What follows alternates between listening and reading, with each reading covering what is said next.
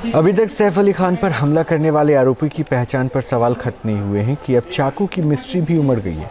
आरोपी पक्ष के वकील ने दावा किया है कि चाकू वाली थ्योरी में काफ़ी पेश है, जबकि मुंबई पुलिस दावा कर रही है कि उसे आरोपी और उससे जुड़े अहम साक्ष्य हाथ लगे हैं। आज मुंबई की बांद्रा कोर्ट में आरोपी की पेशी के दौरान दलीलों का दिलचस्प दौर रहा, लेकिन मुंबई पुलिस को झटका भी लगा।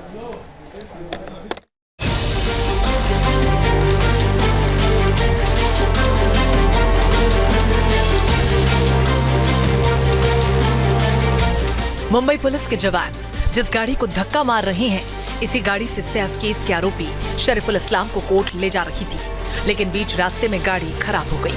पहले तो धक्का मारा गया, फिर दूसरी गाड़ी का इंतजाम कर आरोपी को कोर्ट रूम पहुंचाया गया। यहाँ पर सुनवाई के दौरान मुंबई पुलिस को एक और धक्का लगा, क्योंकि न्यायिक हिरासत में भेजा गया सैफ केस का आरोपी। सैफ पर जानलेवा हमले के आरोपी शरीफुल इस्लाम को 2 दिन और रिमांड में रखना चाहती थी मुंबई पुलिस, मगर सुनवाई के दौरान मजिस्ट्रेट कोमल राजपूत ने मुंबई पुलिस की रिमांड वाली अर्जी को खारिज कर दिया और आरोपी शरीफुल इस्लाम को न्यायिक हिरासत में भेज दिया। अब आरोपी के आगे की पूछताछ न्यायिक हिरासत में होगी। सुनवाई के दौरान केस के जांच अधिकारी अजय लिंगूरकर ने दलील कोर्ट के सामने रखी। उन्होंने कहा, हमने जांच की है और पता लगाया है कि आरोपी ने हथियार और घर में सेंध लगाने के लिए उपकरण कहां से खरीदे थे। हमने उसके चेहरे की पहचान करने की प्रक्रिया के लैब में सैंपल दिए हैं। आरोपी बहुत चालाक है। आरोपी ने सैफ के घर में चोरी करने से पहले रैकी की थी। हम पता लगा रहे हैं कि वो भारत में कैसे घुसपैठ की। हमारी टीम कोलकाता में भी है। हमें आरोपी शरीफुल को रिमांड में रखने की इजाजत चाहिए। फिंगरप्रिंट्स और आरोपी के कबूलनामे से मुंबई पुलिस जांच के बहुत करीब पहुंचने का दावा कर रही है। बावजूद इसके मुंबई पुलिस को कस्टडी नहीं मिली, तो इसके पीछे जज ने अहम टिप्पणी की। आरोपी 10 दिन से ज्यादा समय से पुलिस की हिरासत में है। आगे उसे पुलिस हिरासत में रखना उचित नहीं है। अगर जांच में कुछ नया मिलता है तो 2 से 3 दिनों के लिए कस्टडी दे सकते हैं। क्या उलझ गई चाकू की मिस्ट्री?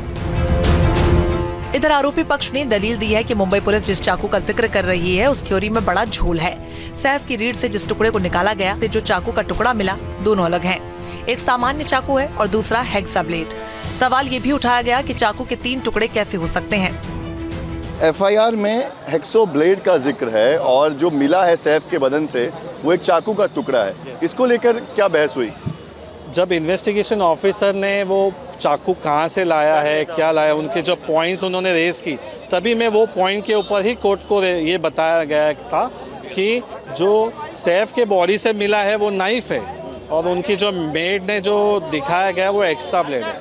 उनके प्रॉपरली लिखा गया उनके स्टेटमेंट की एक्स्ट्रा ब्लेड सारखे धार वस्तूनी त्यांनी त्यांचा हल्ला केला। क्या संभव है एक चाकू का 3 टुकड़ा होना एक समय में? कोई भी चीज एक बार में 2 टुकड़ा हो सकता है, 3 टुकड़ा नहीं हो सकता।